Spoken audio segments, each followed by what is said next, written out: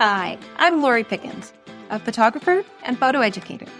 I'm passionate about helping photographers just like you get profitable and productive in their own businesses. As a mom to 3 kiddos, I know how hard it can be to juggle all the demands of life. But I also know that it's possible to have a successful business and a happy family.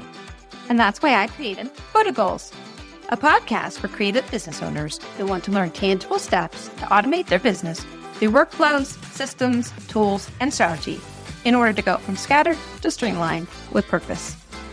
On each episode, I'll share simple, actionable strategies and systems that photographers at every level of experience can use. No fluff, just the good stuff. I can't wait to help you achieve your photography goals. Let's do this. Hello, and welcome back to Photo Goals. Today, we're going to be talking about one of my favorite topics, goal setting. Do you have trouble achieving your goals? Maybe you even carefully planned out your year. But taking those plans and translating them into accomplishments doesn't always work out the way that we hope that it will. So today, we're going to dive into some powerful goal-setting strategies for 2024. The first step is to take a look at where you're at, look back at last year, reflect on how you're feeling, be excited for the year to come, and what all you want to do. So you want to start with a vision. Start with, where do you want to be this time next year? Think big. Don't limit yourself, or this is a time not to allow self-doubt in. Just dream big. When you're planning out your goals, most experts recommend, and I typically follow this for myself, is I try to create 8 to 10 goals for the year. And again, you can have more or less than that. You can define them as you want and then focus throughout the year on which ones are most important to you during that time frame. You do want to make what are called SMART goals. SMART stands for specific, measurable, achievable, relevant, and time-bound. Defining these parameters as they pertain to your goal can help ensure that your objectives are attainable and within a certain time frame. So you basically want to make things that are measurable. So this means that you want to make goals that are specific and that you can measure. So instead of saying something like, I want to get in shape, you could say, I want to lose 10 pounds. Or instead of, I want to grow my business, you say, I want to make 6 figures this year. Or I want to book 30 weddings. Want them to be time bound. So I want to start my podcast by June 1st. If you're a fan of the full focus system, like I am with Michael Hyatt's company, they also make it smarter. So they make it exciting and risky, I think is what the ER and smarter stands for. But just basically that you're wanting to make goals that are achievable. You don't want to put some crazy number that you're basically setting yourself up to fail. But you also want them to be exciting. There's a study that shows if the goal isn't exciting, if it doesn't kind of raise that part of your brain that makes you want to do it, that seems like it is a challenge and keeps you motivated throughout the year to make progress to those things. So as you're defining these things, you also want to kind of put down what your why is behind the goal. You want them to be relevant. You want them to be actually important to your life. And so one fun way that you can do this is what they call the 5 why rule. And any of us that have had toddlers or been around toddlers or young kids as they're growing up, and it's kind of that repetitive why. And then you give them an answer and they say, why? And you give them another answer and they say, why? So this is kind of what you want to ask yourself is, okay, I want to make $100,000 next year. Well, why? Well, I want to provide for my family. Why? I want to plan trips. I want to have a stress-free budget. I want to have, there are all these deeper levels that you can go into for why are you setting that goal. And I think knowing the why and actually asking yourself those things can, one, keep you motivated throughout the year and actually help you to better define what the actual goal is. Because if it's a vanity metric. I want 10,000 followers. Why do you actually want that? Is it, even if it's a thing of, I want to feel like I am important to other people and that I have this following, sure, that's great. But if it's business reason, I want to have more clients so I can provide more for my family. There's different motivations and different strategies that you can follow depending on why you've defined that goal for yourself. The next thing you want to look at when you're defining these goals is achievement goals versus habit goals. Achievement goals are all about the big, shiny finish line. They're running a marathon, writing a book, making 6 figures. They provide a clear target and a sense of accomplishment. But here's the thing. They can also feel overwhelming. They can feel distant and sometimes even intimidating. And that's where the goals come in. So these are things like meditating daily or reading for 30 minutes or exercising 3 times a week. They're smaller, more manageable, and, dare I say it, habitual. Habits are the building blocks of long-term change. They create consistency, pave the way for progress, and ultimately support achievement goals. So when you're writing this out, you may think to yourself, okay, well, which one is better? And the answer, neither. It's more about finding the right balance. Achievement goals provide direction, while the habit goals build the foundation. So think of it like climbing a mountain. The summit, the top of the mountain, is your achievement goal. But the steady steps that get you up there are your habits. So if you're someone who struggles with staying motivated with habit goals, as often as they can seem less exciting, and that big finish line feels like, oh, this is what I actually want. Not that I want to do these other things every single day or, week after week after week. This is where you can kind of build into your system of micro celebrations. You want to reward yourself for hitting those tiny milestones. Even if that's just a pat on the back or a small treat, I think it really depends on your personality. Like if you're a person that needs that, this is my reward. This is what I'm going to buy myself when I have booked this many clients. Or this is I'm going to give myself this time to relax or go on a trip or do whatever when I've hit this goal. Some people, like me, just even that satisfaction of marking off or hitting the goal or, having this habit streak of 30 days or, that feeling of accomplishment is pretty exciting for me. And I'm a person that you was so guilty if you're like, well, I made all this money, but then I'm going to spend it on this reward. And it just kind of depends on your personality, but find what is meaningful to you, what motivates you. And remember, consistent progress, no matter how small it is more valuable than sporadic bursts of effort. You want to be consistent. So let's say, for example, you want to write a novel. This is an achievement goal. You could set the habit of writing 500 words per day, a consistent action. This builds momentum, and it makes a big goal less daunting and increases your chances of actually finishing the book. So photography, some of the goals that you might set. So if you want to increase your SEO presence or you want to increase website traffic, things like that. So maybe have a goal of getting 5 new Google reviews every month.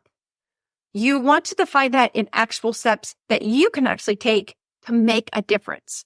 So in this example, that's great that you want to have 5 Google reviews, but how are you going to make that happen?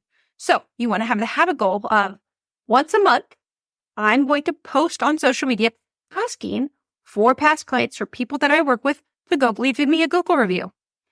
Maybe this is a email sequence that you set up in your CRM to automatically send out to clients when they've finished their session or when they've purchased their collection. It's creating these habits of every time a class session's done, I'm going to send out this email sequence and ask for a review. Those steps will actually take you closer to what your achievement goal is. So the important thing is to experiment track your progress, and adjust your approach as needed. Remember, the most important thing is to take action, be patient, and celebrate every step along the journey. So, once you have your goals defined, your achievements, your habits, your why, you want to write them down. You need to document them. You need to make them feel concrete. Spell them out. What is your time frame? What you're going to measure? And your brain is for having ideas, not for holding them. There's a powerful thing that happens when we write down our goals. Write them, put them in digital, whatever it is that works for you. Make them concrete. Even if you show them to no one, if they live to the notes app of your phone forever, I promise they will have more meaning when you define them and write them down. So even though I have 8 to 10 goals for the year, I really value the book, The 12-Week Year. And it's basically about taking your yearly goals and breaking them into 12-week segments. This could be a whole podcast episode in itself. But the idea of this is, with year-long goals, you basically always feel like you have enough time. Especially for seasonal businesses, it's kind of like photographers. It's like, well, I know busy season is coming. Like, I'll make up this time in the fall. I'll hit my Resonate goals in the fall. And that may even happen. Maybe you're even on a cycle that you do tend to make more in Q3 or Q4. But there's just always this idea that you have more time than you think. So by creating goals and focusing on 12 weeks as if it was that year, you're more likely to accomplish goals faster and more consistently. And I know a lot of people see, it's kind of like if you give yourself 3 months to do certain things, you'll probably take 3 months to do those things. Where if you say, I'm going to launch this by the end of the month, it's that idea of procrastination versus deadlines. And people just, when they set time frames for themselves that push them a little bit, you're more likely to meet those goals. The other thing that I like about this idea is that every quarter, again, usually I think the 12-week year, the book, if I remember, recommends no more than 3 main goals for that quarter. Some people say to pick 1 or 2. And if you're like me, that's very hard to do because you're like, I want to do all these things. But the truth is, you would be better off if you succeed in that 1 priority that you set, or the 2 main things that you can do and actually make progress on them, than if you made a tiny bit of progress on 10 things. And the other thing that I really like this is every 12 weeks, you're kind of reevaluating that list. And it's okay to let go of goals that no longer serve you, or even just to push pause on that goal button. For example, I know 1 year I had a goal of making 10,000 followers. And at the time, I had a reason for this goal. Like, I wanted to have, that Lincoln story option. I had in my head that this was just going to be revolutionary. It felt like a milestone that a lot of my photographer friends and my other mentor friends had accomplished and that I felt like I wanted to have. And I worked really hard. I had certain things, and I was going to post this many days, and I was going to like and follow, this 3-5 rule and all these things. And it was working. Like, I was consistently going up. I forget what the numbers are now. Guess what? Instagram released the whole, everyone gets a Lincoln stories. And it just no longer felt like an important goal to me because, sure, was I already at 7,500 followers? I was. And it no longer felt like an important goal to me. I think I was able to justify in my head, well, it's giving me this business functionality. And I could kind of overlay that to the clout or influence that I felt like I was achieving by making this 10K follower list. But the truth is, it wasn't important to me anymore. And I was happy to let it go. It was a lot of work, and it didn't feel like it was serving me anymore. The same could be if things in your life change. Maybe at one point you set the goal that you wanted to book 30 weddings next year. And now you've decided to have a baby, or you get pregnant, or you're trying to conceive, or even, your kids are struggling and you've decided, I don't want to work Saturdays anymore. It's okay. Even if you set that, you defined it, you said, I'm going to book this many weddings by next year or this many family sessions, it's okay to push pause on that or to redefine it to say, you know what? I still want to do that, but it's going to look different. I'm going to set boundaries of I only book family sessions on weeknight evenings, or, you're going to pivot to branding or something else. It's okay. And having those 12-week goals allows you to kind of, hey, I thought last month, even if you look at your 8 to 10 for the year. And so maybe you've picked up the 2 that you're going to do this 12 weeks. And you even kind of slotted, I know I talked to my own business manager and I'm like, I think we want to do this one next time. But when we sit down to do next time, it's no longer as important as we thought it was going to be. And that's what the 12-week year allows you to do. What having 2 or 3 12-week year goals does is it allows you to more closely track and focus on those goals. You're going to spell out what that 12 weeks looks like, what each week, each day you're going to do to move forward in that. Knowing you only have 12 weeks, you don't have the whole year. This is what progress point you're going to hit in 12 weeks. And it's kind of this idea that, even people who, for example, actively calorie count, that you are tracking your food or using an app or your whatever it is, they usually succeed in losing weight more so in just the fact that tracking makes the subconscious action to succeed. That you're going to have to write that down. You're just more conscious of the decisions you're making because you're paying attention to them, or because you're going to have to write them in your calorie app or whatever it is.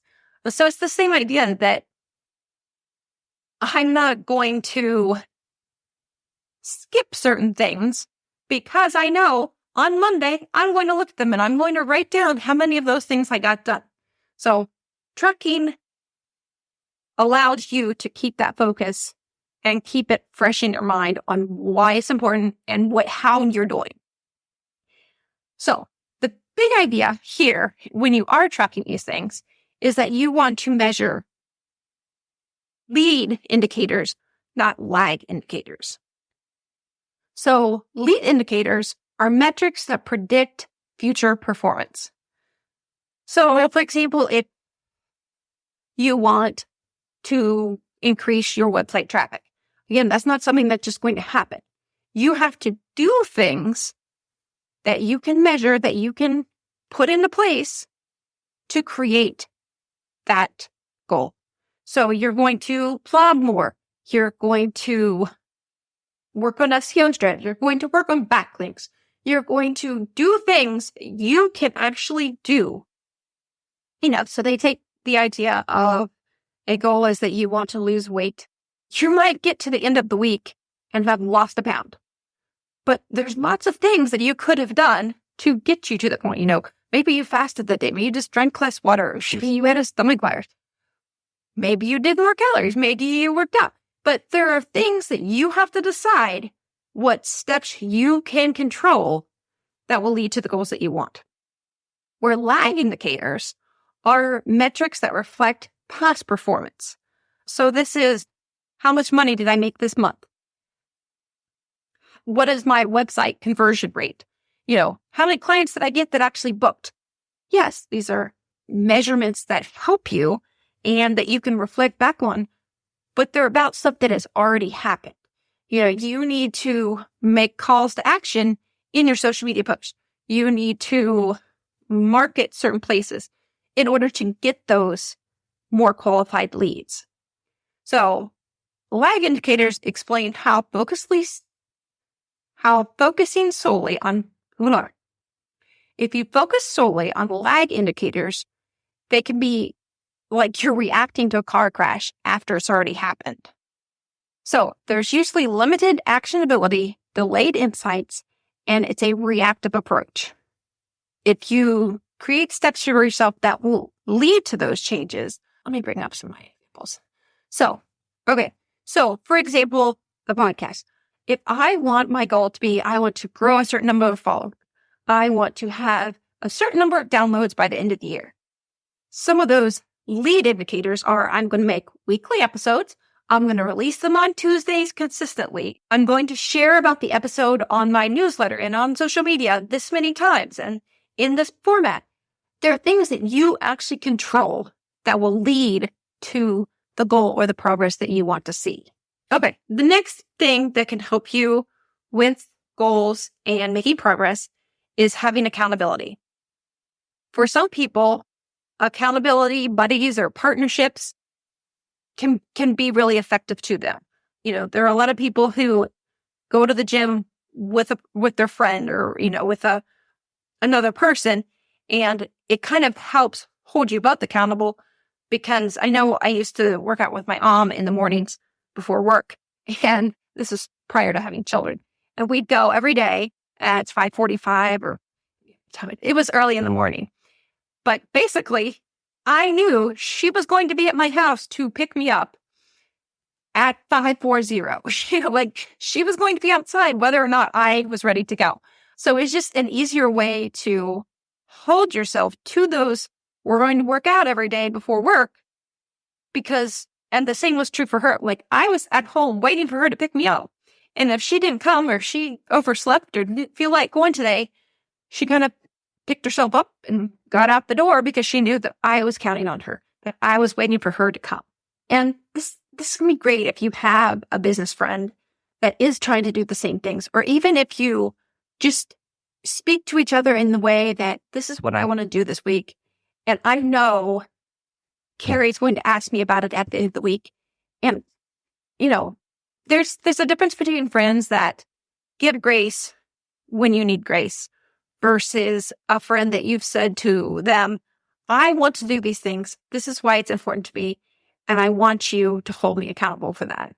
Now, I will say, I've heard a podcast recently that really had me thinking, and it was saying that basically you should avoid, announcing your goals to the world. You don't want to be those people that are like, I'm going to run a 5K at the end of the year. I'm going to do a marathon in this fall. I'm going to, shoot for the stars, whatever it is. And you're announcing it to the world. You're posting on social media, like, this is what I'm going to do.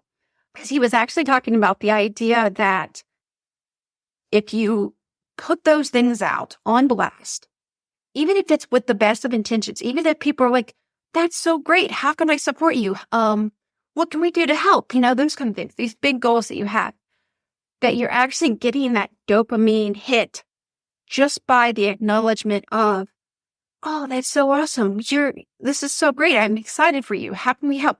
And that can actually take away from your motivation because you've already got part of that reward that you were seeking from the goal, and that it just takes away some of the motivation behind it. And that he recommended not announcing certain goals to the public, either ever or until you've made significant progress on them. So I think that's part of why maybe I haven't done an episode so far on the podcast of here are my X, Y, and Z goals for 2024, or put that out into the world yet. The other big reason for me is I kind of like to take January to reflect on the previous year and to start crafting out those ideas, making a schedule, making a plan. I think as photographers, we come off a busy season. Even December, now that I have a studio, is busy with Christmas sessions and those last minute family Christmas card kind of things. And then we go straight from the busy holiday season. My daughter's birthday is in January. My husband's birthday is in January. So I like to kind of slowly through January make out my goals and my plan for the year. I think to me, it feels less like a New Year's resolution and more like a strategic business plan for the year. So I do have them crafted out. I do have a spreadsheet that I have reviewed with my online business manager, and I'll kind of go over in general what we're kind of doing is, like things with my senior rep program and SEO strategy, Google reviews, email, list building. There's a lot of stuff that we're doing with my website and my CRM automation. We are making new Facebook groups, both a local motherhood one and also one for photographers, to kind of repurpose and put some of this other content that we're making into more dedicated spots. And then obviously courses and the podcast. So instead of maybe I'll take another episode, probably next quarter, maybe mid-year through. I'll review some of the goals that I've kind of set out for this year and how I feel like we've been tracking them and the ones we've chosen for different quarters and things like that. What I did think it would be fun is to go back, and I have in my notes app that I found the other day, goals that I set. This was actually in November. In November 2021, I had written out these statements, and we put them in terms of more like mindset manifestation. So it was actually pretending that I was that person a year from now and how it feels and what it's going to be. And at the time, I put these in my notes app, and it was suggested to me that, every morning you read these out loud. And I don't know, I'm not a feelings person, and that felt weird to me. So I actually recorded them in like an audio message on my phone, and I would play them every morning when I was making my coffee. Like that was just part of my routine for the morning. But I was going to read a couple of these just so you get an idea of how to word them, and then also how it feels now to reflect back on these, of course, probably 2.5 years later, because this was late 2021 that I wrote these. The first one, it says, it's December 31st, 2022. So again, I'm writing this as if I was my future self. I'm so happy and grateful that I have an assistant who cares about my business, wants to see it grow, and exceeds all my expectations. They do amazing work, take so much off my plate, and even offer ideas that bring more money in. They handle marketing, social media, and every other thing that I don't want to do, and they love doing it. So it's funny to see myself now with this many but mighty team that I have.